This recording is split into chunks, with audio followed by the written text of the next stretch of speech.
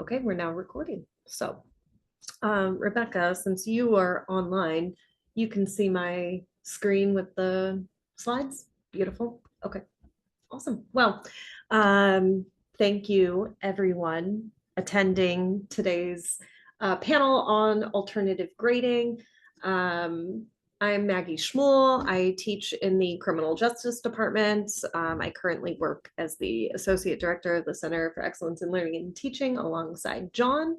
And, you know, as we get started, I'll let Andrea and Rebecca introduce themselves in a minute. So let me move to the next slide. So I think before we kind of get into our discussion on alternative grading and how it's worked for us and challenges that we've overcome in our classrooms, it's probably important to start with the definition of alternative grading. And there are many, many definitions. I kind of went as broad as I could with one.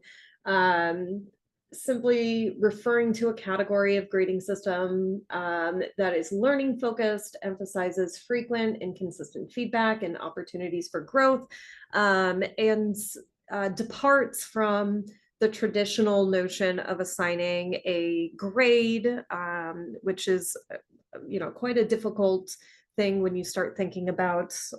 It's a really difficult metric to measure.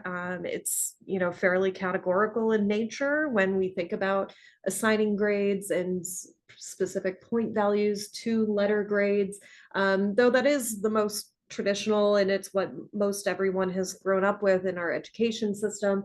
There are kind of important examples of alternative grading in our lives, like a driving test, right? You are supposed to meet certain skills and standards that you ultimately get a lot of practice with, and continue to you can continue to test until you succeed. For me, it took me an extra try at the driving exam to pass that, but I maintain it was not my fault. I was being extra cautious, but that's another story. But there are a lot of ways we can kind of think about how alternative grading can serve our classroom and kind of shift the focus of our students to think about the learning that they are engaged in, rather than simply achieving a particular grade at the end of the semester. And so alternative grading can take many forms. There are a lot of different systems that exist out there. Ungrading, which is typically involves students gathering evidence of their learning as it relates to the learning objectives of a particular assessment, and sitting down with their professor, having a conversation, talking about whether or not they've indeed met those objectives. Again, the evidence that shows that they've met those objectives, and deciding together the grade that they will receive. Specifications grading is another system that packages particular grades with a series of requirements, and so that can look differently across a course, whether it's for one particular assessment or for an entire course. You can make, and I'll talk about this in a second, you can make alternative grading as big or as small as you want in your course. It can be the entire grading system for your full course. It could just be related to one particular assessment as well. Standards-based grading and mastery and learning kind of go hand in hand, but the idea is that your assessment is based on your ability to achieve particular standards in the class that are set. We saw a lot of different types of this in our Grading for Growth reading group that we had this past semester. And but the idea is that you get multiple attempts to achieve the mastery of those those standards, and once you achieve those standards, you can move on to others in the course. Labor-based grading, we didn't actually have too much of this in the grading for growth. We didn't really talk about that, but it's mostly for effort-based grading, and then of course hybrid systems, which can be a combination of all of these or some of these. So as I mentioned, alternative grading can be as extensive in your course as you want. You could also try adding alternative grading systems into even one assignment or one type of assessment that you use in your class.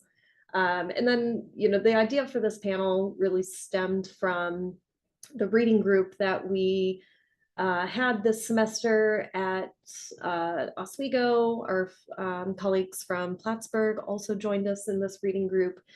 And in this group, we read Clark and Talbert's Grading for Growth. And this book took us through different big types of alternative grading systems, made a really, I think, convincing argument for adopting alternative grading systems, and then provided a lot of different examples of how they exist in courses across all disciplines, whether it's a STEM course or there were even some humanities courses, which, the emphasis on STEM courses in the book was really unique and very exciting to see, because a lot of these grading systems have gotten traction in humanities and in more social science realms. So with all of that, today we really wanted to take the time to talk about how we have used alternative grading, how some of our colleagues in Oswego have used alternative grading, in hopes that those who are joining us, those who are watching this video at a later date, might consider some of the systems that we've used. We've tried and true systems. Think about the challenges and successes that we've had, and hopefully start more conversations about adopting alternative grading. So now, I'm going to ask Andrea to introduce herself and to share maybe what department you're in, what kind of courses that you teach, and then we'll turn it over to Rebecca for the same. All right, so just the introduction into who I am. Okay, perfect. Yeah. All right, so my name is Andrea Vickery. I use she, her pronouns, and I'm an assistant professor in communication studies. I've been here at Oswego since fall of 2019, and I was hired in as a generalist that deals primarily with interpersonal communication, but that has meant that I go where I'm needed in my department, teaching everything from our large lecture foundational communication course that has 150 students to graduate level courses in theory and methods that have 5 to 10 students. So I get to see the students at all stages. I really have a good map then of curriculum and what they're going through as they go from course to course, because I've taught the majority of the required courses on these levels. And I think that will cover me for now and give a good teaser. Sounds good. Rebecca? I'm Rebecca Mushtare. I'm a faculty member in the Department of Art and Design, and I think the area that I've experimented the most in terms of grading has been in my web design courses at all levels. So beginning students through graduate students studying web design in particular. And those journeys, I've been experimenting with grading methods for 6 or 7 years. Nice. And that leads us, I think, pretty well into our alternative grading journey. So how did you get to this place of wanting to experiment and move away from a more traditional type of grading? Was there anything in particular that, really pushed you to, all right, I've got to give this a shot? Well, Rebecca's still muted, so I'll kind of get started. I know for me, what really stood out was doing AQ and learning about different options there through the AQ course. And I mean, there's also some other factors in there, right? I think, of course, the pandemic maybe made some things really clear about student struggles and how to maybe approach situations with grace and understanding. I'm thinking back to my own driver's ed test where it was not a lot of grace and understanding and either, pass, fail, but being able to be clear on guidelines, being able to articulate what and why and how it fits in with learning outcomes. So that's really where I started, was that would have been 2020, about 2021. And I really focused on one class at first to do like the full specifications grading model, and then have since kind of, like you said earlier, stuck with small pieces of it as I go through and teach different courses. Nice. I think my motivations came from co-hosting Tea for Teaching, getting exposed to a wide variety of exciting things that people were doing in the classroom. And in part, seeing students struggle with some technical things that happen in web design in particular. And so I was looking for ways to want students to want to learn, as opposed to thinking about grades as penalties. So sometimes grades were just getting in the way of the learning, and sometimes just seemed arbitrary, right? Is it just a measure of someone's ability to show up and be present, or is it actually a measure of achievement?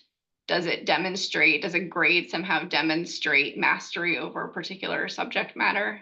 So I think these are questions that I've contemplated a lot about what grades mean and how diverse the meanings are depending on, the instructor, discipline, school, etc. Yeah. I think, for me, I'd say that, the pandemic, certainly had some influence in, trying to be flexible and to just think um, more about my course design and what I wanted students to get out of the class. And like you had said, Rebecca, a lot of those questions like started haunting me of like, what are they learning in this class? And is this actually measuring that learning? I couldn't come up with a clear answer and was realizing that I probably should try something else and see if that seems to fit a little bit better.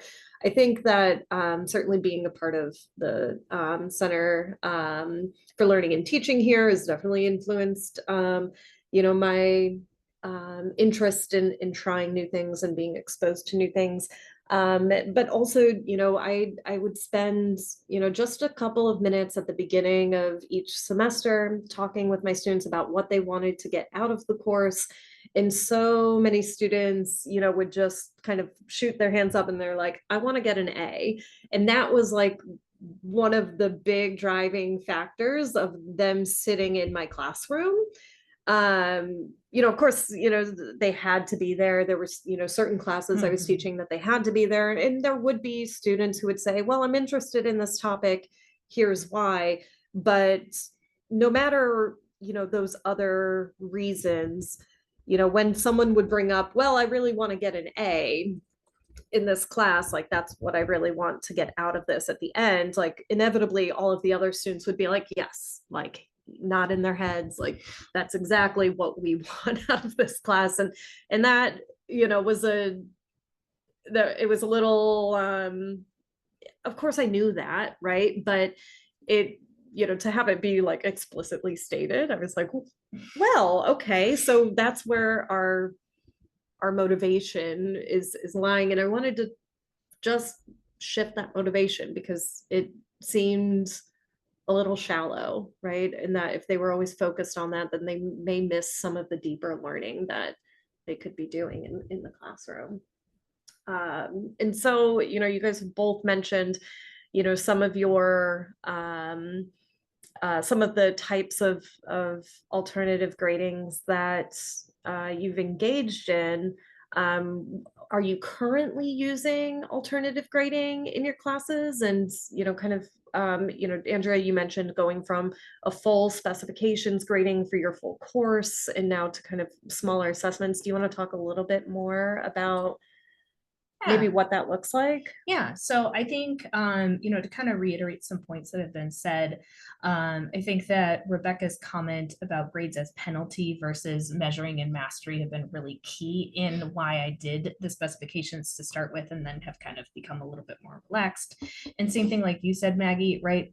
Since I really started my journey in these core required classes that students have to be at, their goal is an A, and they don't necessarily think or care. They're just like, I have to be here. DegreeWorks told me I have to be in this seat. And they don't necessarily think of why something like theory and methods is actually like important to understand a discipline, and like why you picked the major that you did. So with that, starting and focusing first on where I was, like Com 301, I did full specification grading setup where they had to pass 10 modules for an A, 9 for a A minus, right? And so on, you can kind of see. So that was like one component. And those modules were take home like exams at the end of, like, after we've read and discussed, to make sure they understood and built out a first foundational. And those are the ones that in the beginning, it's like key concepts and vocabulary and like understanding. And those were the ones that were like the hardest to first introduce, because I was like, well, you failed it, but you need to rewrite it. And they're like, well, what do you mean? And you're like, okay, like let's go through. So it took a lot of setup. And then those are the ones that also helped to reiterate like these writing intensive classes that like drafting and revisions are key. So that was really helpful. And then from there, there were more than 10 modules offered, but that meant, some people kind of maxed out. Others did some pick and choose, or they're like, well, I really like this theory or this concept or this context, and I'll finish that module and I'll pass it. And so that was like the main component. And then they had to, write a big paper, and in there write specifications, where it's like, all right, so this component, like, the more we're adding and drafting and revision was associated with higher grades, and participation was also in there. So from there, what I really learned and what I've kept is more of these smaller components that to me really tie under when we talk about like transparency and like that tilt framework, is that I found that what I've kept is, like it got mentioned earlier, grades not as penalty, but really explaining back why we do assignments and offering as many times to redo the assignment as needed.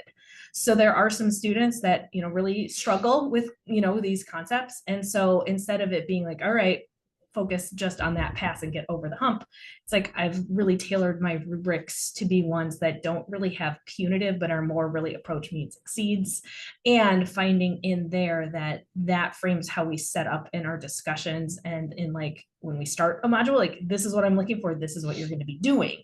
And then being able to be in there that, like the grading becomes more of a, like, you can redo as many times as you want, right? Like, and I have it explicitly written that, like, if you are below this point, like, please come meet with me immediately, and like, we need to resolve these issues. And those are the ones that then I reach out to, because there are always going to be those people that just put forward really questionable content. And, but I've basically been able to tailor the things where I'm able to get to a good point that helps them feel satisfied, and that, like, well, I want an A, but more on what I feel satisfied, like you said, of why are you doing this assignment? And so being really clear up front of like how it maps on why they're doing it, and selling that part is really one of the biggest takeaways that I got out of it. And doing it as a full scale thing, right? It did relieve a lot of, I went back through today and I was cleaning emails, and I did find at least one that like hit the end of the semester, and it was like, well, why didn't I get an A? And you're like, because you didn't do the specifications that were outlined on the syllabus. But that would have happened in any context, in any case. Plenty of students come to you and don't understand how math works.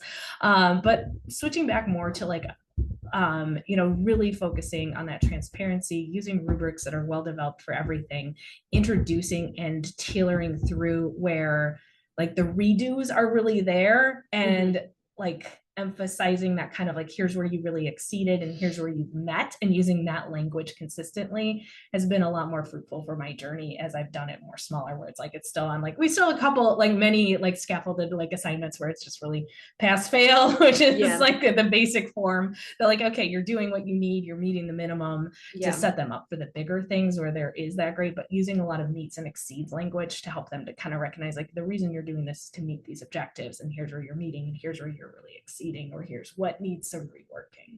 Nice. I started out with a really rigid I would say, a rigid specifications grading in a beginning web course, and very quickly discovered it was too rigid, in that the having to redo things to meet a specification was really not motivating for students in the way that like I had imagined after reading Linda Nelson's book. And so I definitely have shifted what I have. It's definitely more of a hybrid model. And I have shifted where I use it in my classes and to what degree I use it in individual classes. So I would say in advanced classes, I might grade the entire course in an ungrading kind of fashion, right? Like I'll set it up in a very alternative way versus a more introductory course where someone's new to a subject and learning some new technical skills. I needed to use things that were a little more familiar because there was too much that was unfamiliar to students all at once, like the ways that we were evaluating work as well as the work itself was just so different from what they had been doing that it was too much to handle, too much new. And so that first semester that I tried specifications grading, I really did like the ability to very easily say, you've met a specification, or you've approached a specification, or you haven't met the specification. And moving towards something that gave feedback about where to improve and where you already have achieved something was really helpful. It also saved a lot of time in the ways that I was evaluating work, so I could provide feedback faster and more efficiently, and really get a better sense of where students were. I was spending a lot of time like trying to delineate between like a B- and a C+, or like on individual things, and that was causing a lot of stress.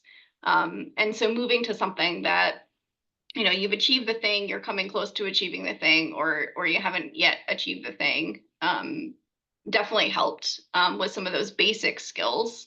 And then I would say typically the classes that I teach are pretty heavily project-based, although there may be exercises. And initially the specifications graded was like kind of applied to like the whole of everything. And now I would say it's more focused on the project components of things, except for at my more advanced classes. And essentially what I do is I set out some kind of standards in the beginning of the semester that I have students self-evaluate on and help them learn how to self-evaluate and develop the skills to do that very early on in this semester. So there's a lot more reflective practice in the way that I evaluate or have students evaluate their work and on a regular basis. I also found that in a reflective practice, it was really important to be very structured. If I wanted them to talk about 5 things, then I needed to give them like a template to discuss the 5 things.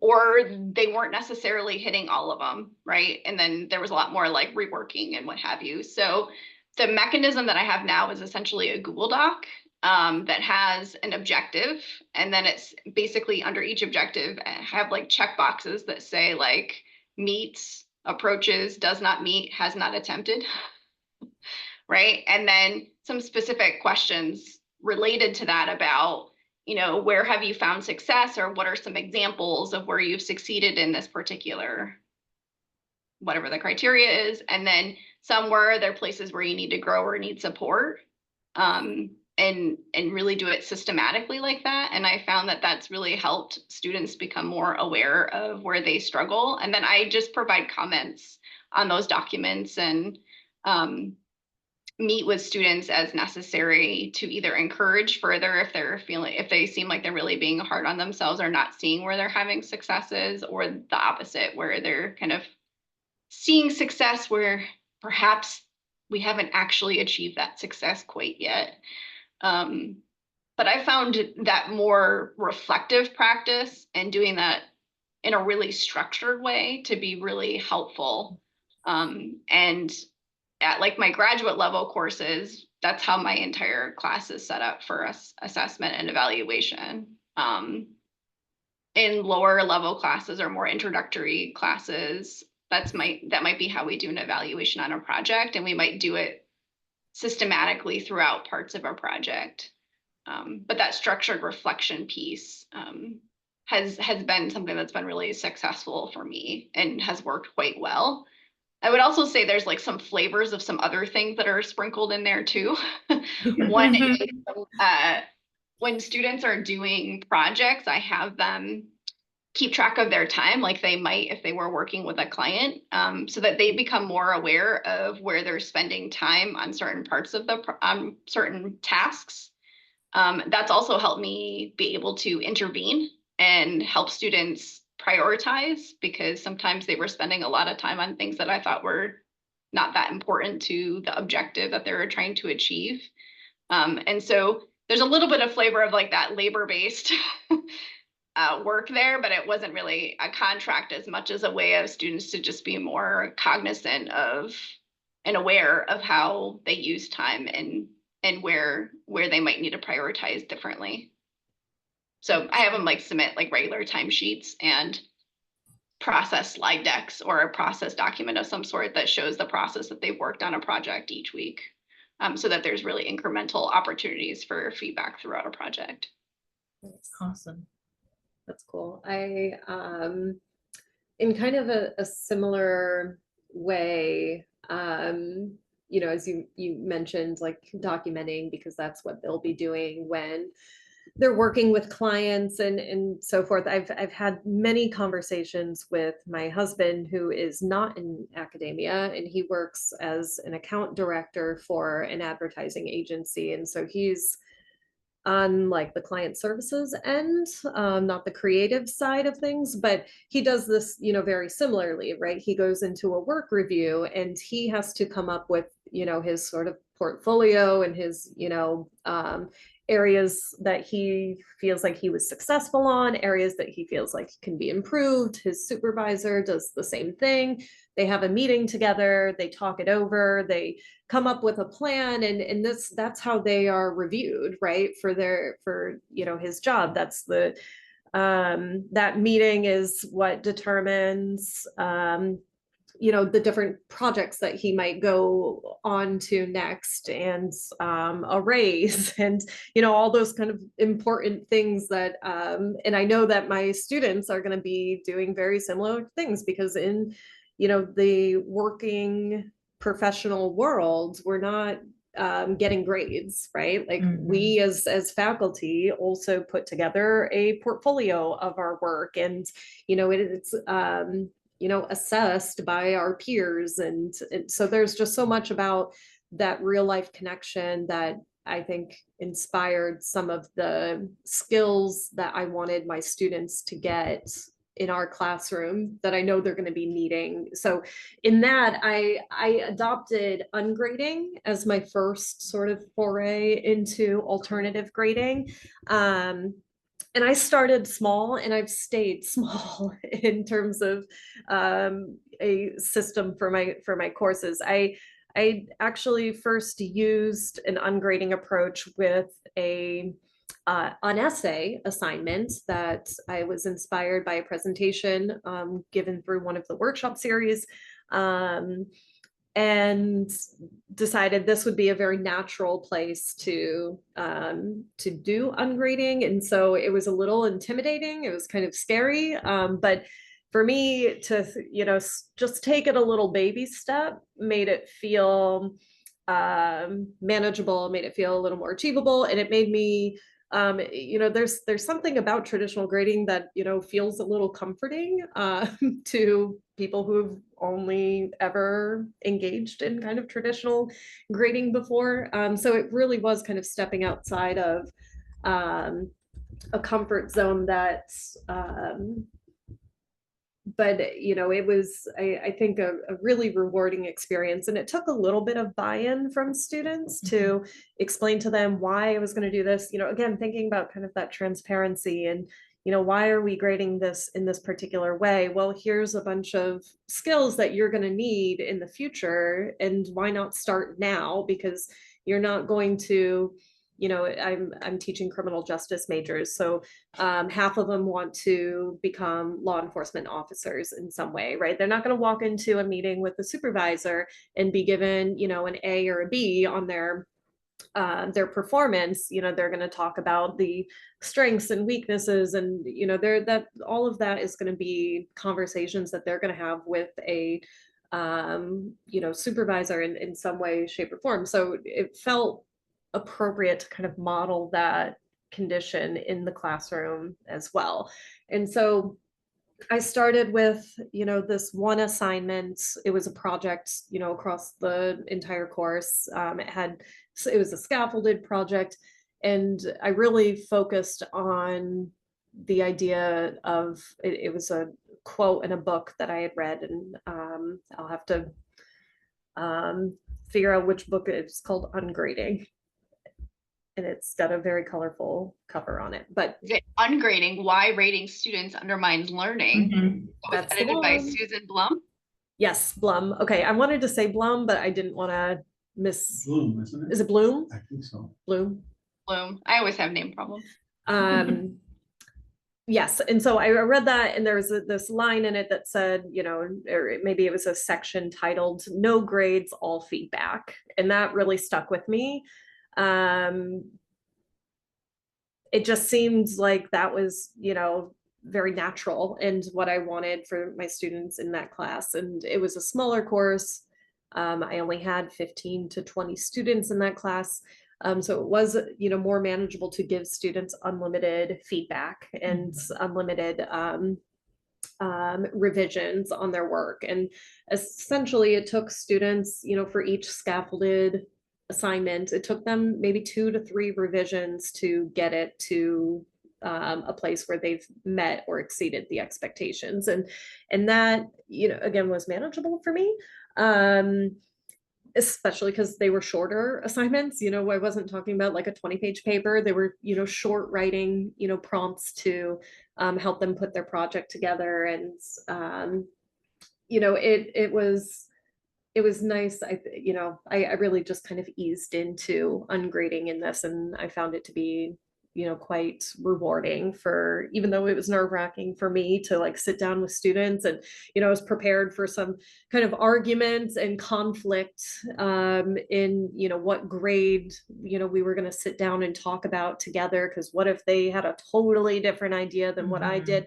But most of the time, you know, I think except for maybe one student, we were on the same page.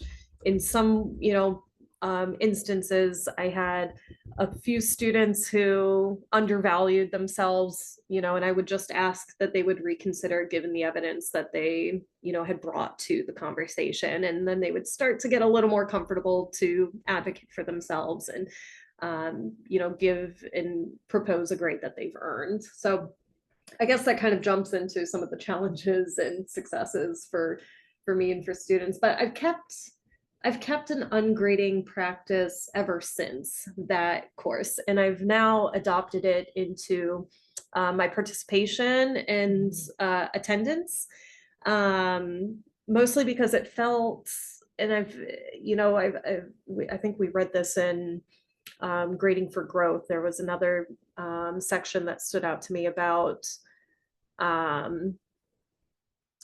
grading for behaviors that were really about like obedience and you know, managing, you know, their behaviors in the classroom that, you know, I wasn't so sure I wanted to be policing, you know, their behaviors in that, you know, strict way. But you know, to offer some flexibility, because again, in their careers, in their life, you know, they're not going to get I mean, maybe in some instances they might get, you know,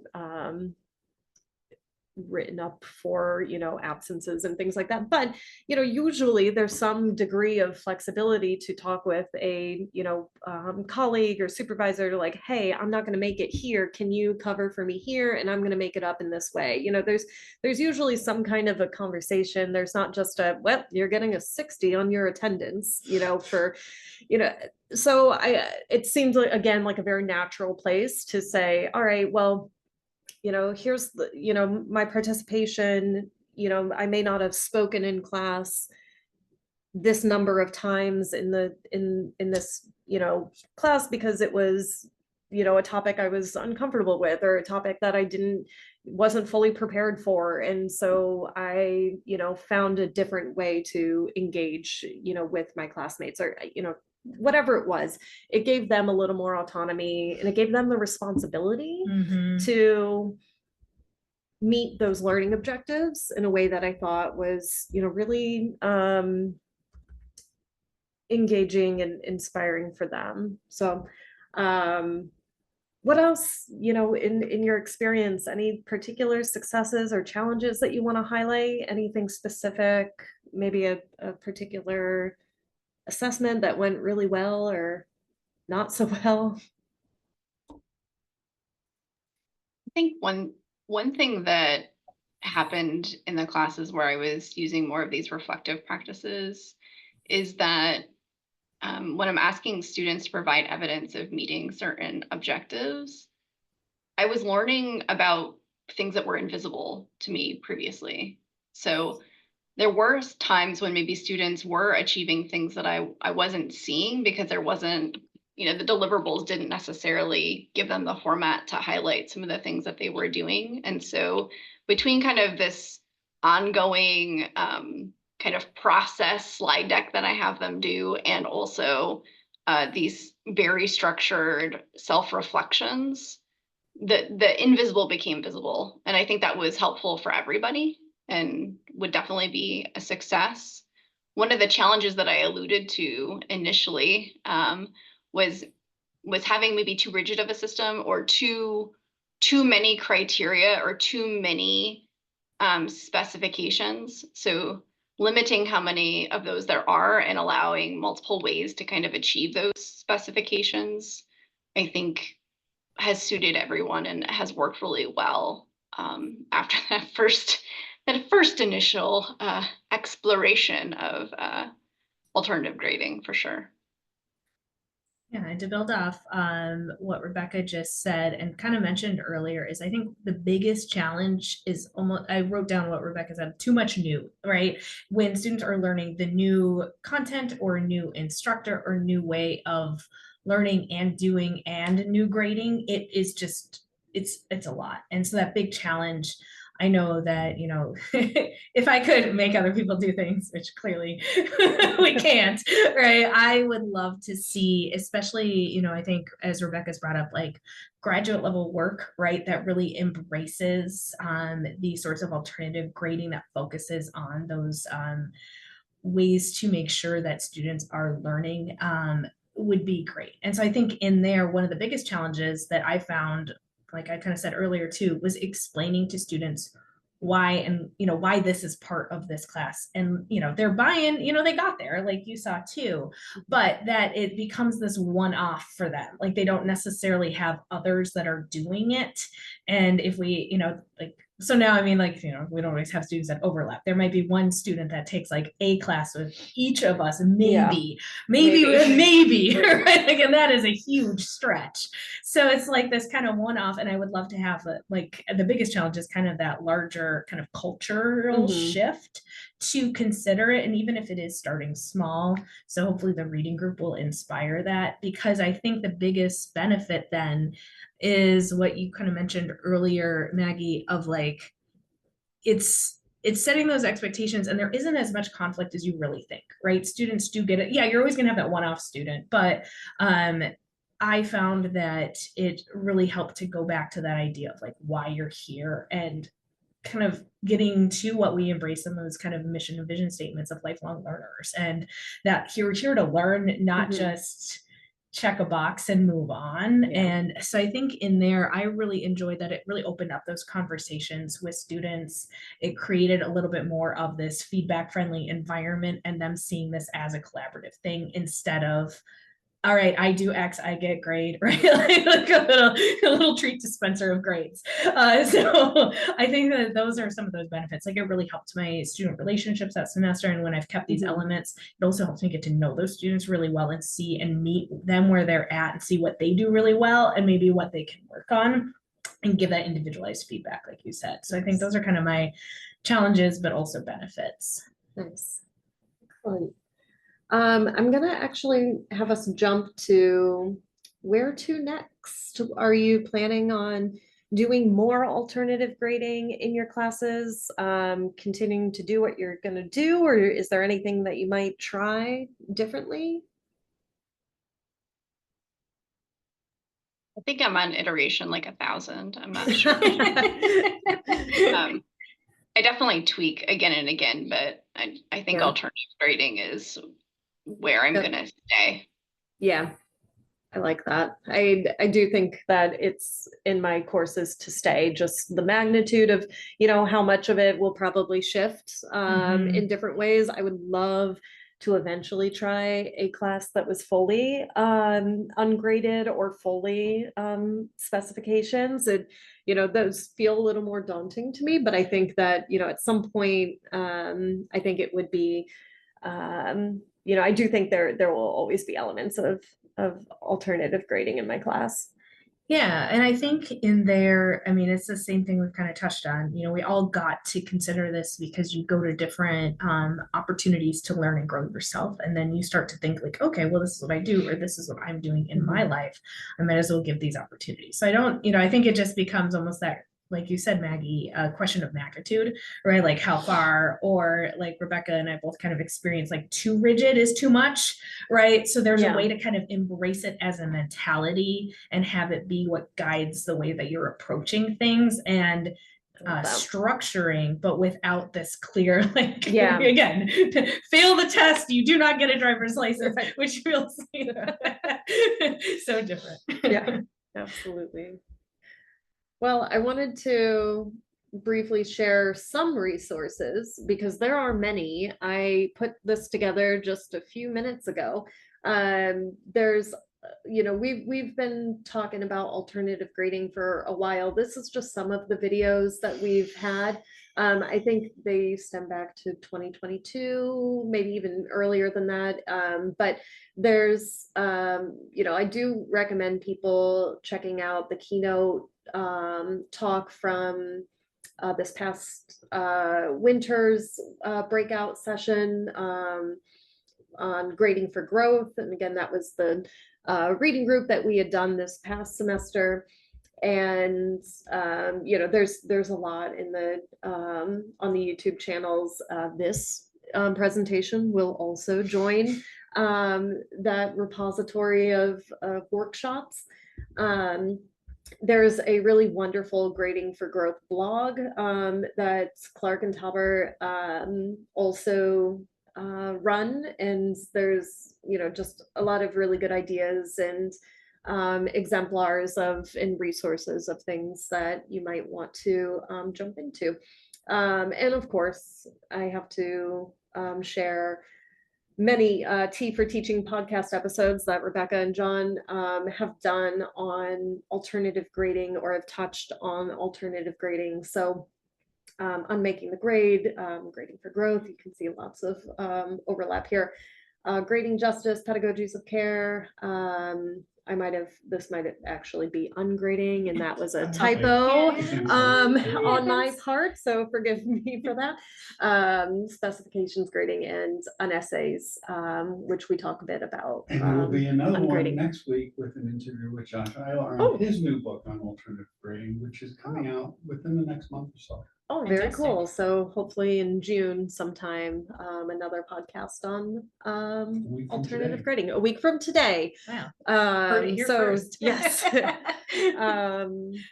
All right. Well, Kristen, did you have any questions for any of us? Thanks for joining. Oh, thanks. No, that's an impressive list there. Well, it is like a fraction, I'm sure, of all the things that are even on each of these sites, but I tried to include them all, and I'm happy to send this PowerPoint over if you or anyone who is watching this at a later time, just email me. I'm happy to send this over. Yeah, that would be great. Thank you. I appreciate that. Should have put a QR code on there so they could, do that, but like I said, put it together pretty last minute. So any other resources that you guys can think of that were helpful for you? Well, I know that in looking over and remembering some of the Tea for Teaching podcasts, that's where like the books get named and mentioned. So it's like once you dive in, then those are all there, right? So Linda There's- Nielsen specifications grading, that's the Mhm. podcast is features her, and I think she's discussing her book on that. So I'm sure the titles of all those books are in there. There was one other book that was pretty influential that for me, at least in thinking about grading differently, that's a little more discipline specific, but there's a book called Meaningful Grading, a guide for faculty in the arts, Cool. that I found particularly helpful.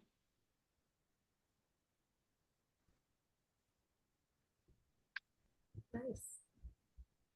Well, any questions? Any last thoughts? Inspiration for those watching? try it out, start small. It matters. One of the participants, who we hope could be here to join the panel, did I should an mention interesting this. thing where he used ungrading only for one type of assignment throughout the class. Mhm. And he described it during our reading group meeting as being remarkably successful.